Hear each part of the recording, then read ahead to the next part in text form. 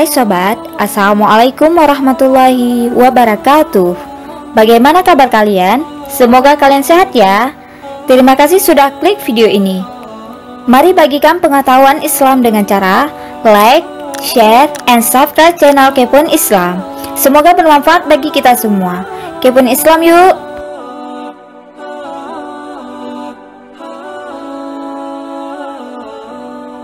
Bermula dari Wuhan, Cina.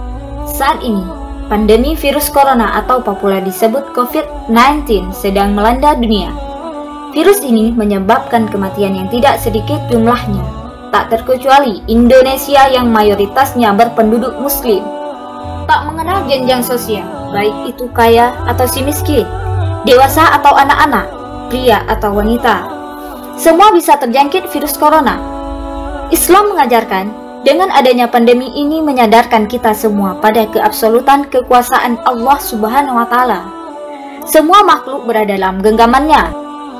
Berikut 5 fakta virus corona dalam Islam.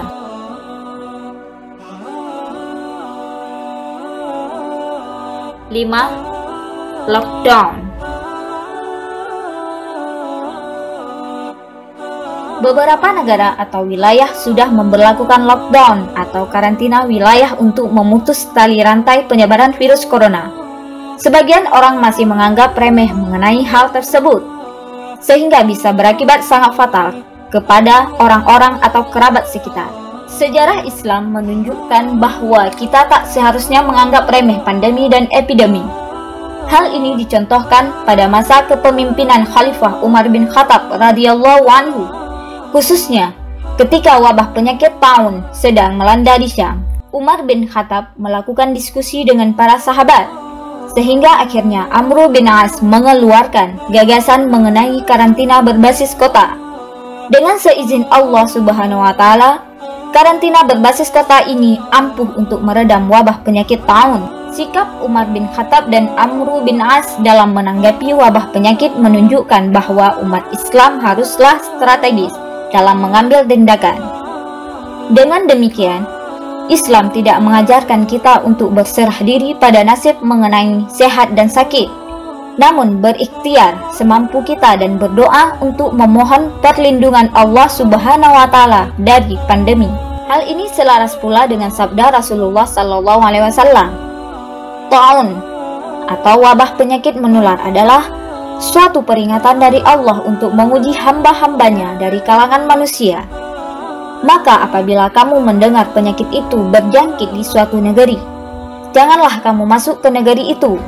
Dan apabila wabah itu berjangkit di negeri tempat kamu berada, jangan pula kamu lari daripadanya. Hadis riwayat Bukhari dan Muslim dari Usamah bin Zaid.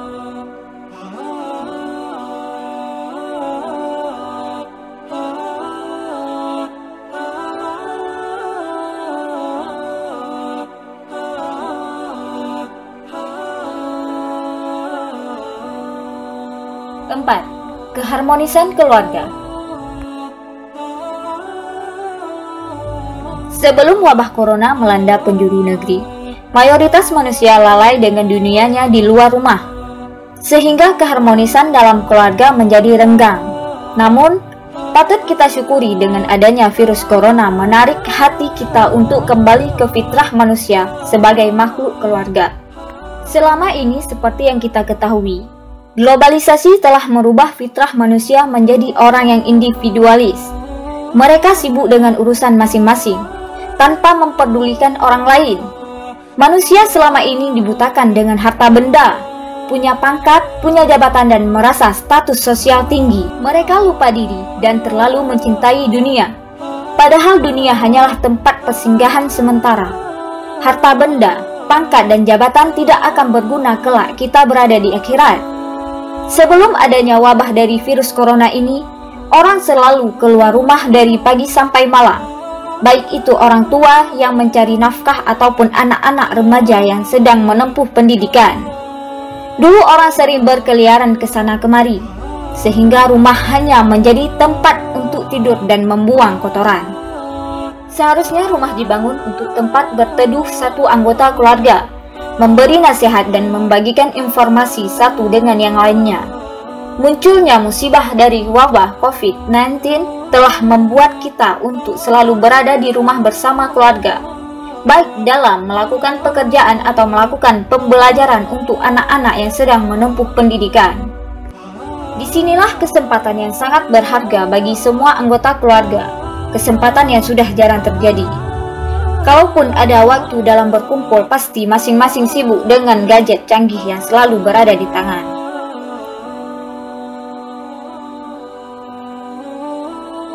Tiga, makanan halal. Islam mengajarkan kita untuk memilih makanan yang halal.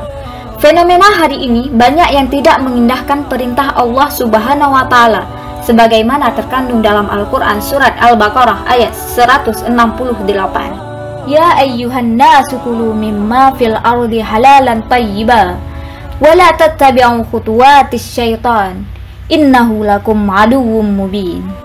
Artinya, hai sekalian manusia, makanlah yang halal lagi baik dari apa yang terdapat di bumi, dan janganlah kamu mengikuti langkah-langkah syaitan, karena sesungguhnya syaitan itu adalah musuh yang nyata bagimu. Muncul berbagai macam virus dan penyakit berbahaya akibat mengonsumsi makanan yang tidak halal. Padahal, perintah Allah tersebut bila dipraktikkan akan mendatangkan keuntungan dalam kesehatan, baik kesehatan fisik maupun psikis, baik individu maupun sosial.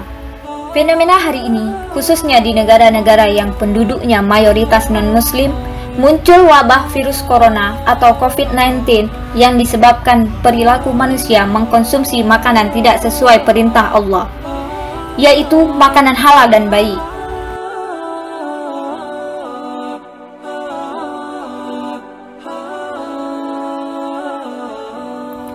Dua, kepanikan melanda. Dikisahkan ada sebuah wabah di kota Damaskus atau sekarang disebut dengan Syria ratusan tahun yang lalu yang dinukil dari kitab Hilyatul Aulia karya Abu Nu'aim Asfani. Dalam kitab tersebut diceritakan, suatu masa muncul segerombolan makhluk Allah berupa wabah penyakit ganas yang hendak memasuki kota Damaskus. Dalam perjalanan menuju kota Damaskus, mereka bertemu dengan salah satu wali Allah. Kemudian terjadilah percakapan. Waliullah bertanya, "Mau kemana kalian?" Wabah menjawab, "Kami diperintahkan oleh Allah untuk memasuki kota Damaskus." Waliullah bertanya lagi, "Berapa lama dan berapa banyaknya korban?" Wabah itu pun menjawab, 2 tahun dengan 1000 korban meninggal. 2 tahun kemudian, jumlah korban meninggal ternyata mencapai 50.000 orang. Ketika sang wali bertemu kembali dengan wabah penyakit ini, ia pun bertanya, "Kenapa dalam 2 tahun kalian memakan korban 50.000 orang? Bukannya kalian janji hanya 1000 orang meninggal?" Wabah itu pun menjawab, "Kami memang diperintahkan Allah untuk merenggut 1000 korban. 49.000 korban lainnya meninggal dikarenakan panik." Berbagai isu soal virus corona ini merebak dengan bumbu-bumbu yang menakutkan, macam-macam jenisnya, sampai ada warga yang panik borong sembako karena takut tak bisa makan. Islam telah mengajarkan bahwa kebersihan sebagian dari iman, dan sebagai umat Islam sudah seharusnya kita meningkatkan keimanan kita serta ketakwaan kita dengan cara menerapkan aktivitas hidup bersih dan juga sehat, serta selalu berpikir positif sehingga imun di dalam tubuh bisa membendung penyakit tersebut dengan seizin Allah.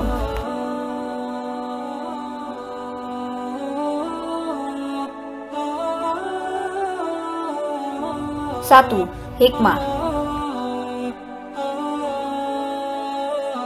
Sebagai umat beragama, virus corona ini merupakan bahagian dari ciptaan Allah Subhanahu wa Ta'ala yang mengandung hikmah dan pelajaran bagi kita selaku hambanya.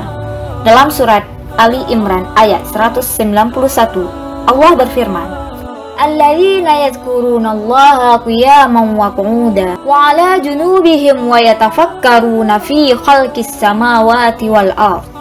Rabbana ma khalaqta hadza batila subhanaka faqina 'adzabannar." Yang artinya, yaitu orang-orang yang mengingat Allah sambil berdiri atau duduk atau dalam keadaan berbaring, dan mereka memikirkan tentang penciptaan langit dan bumi, seraya berkata, "Ya Tuhan kami, tiadalah Engkau menciptakan ini dengan sia-sia.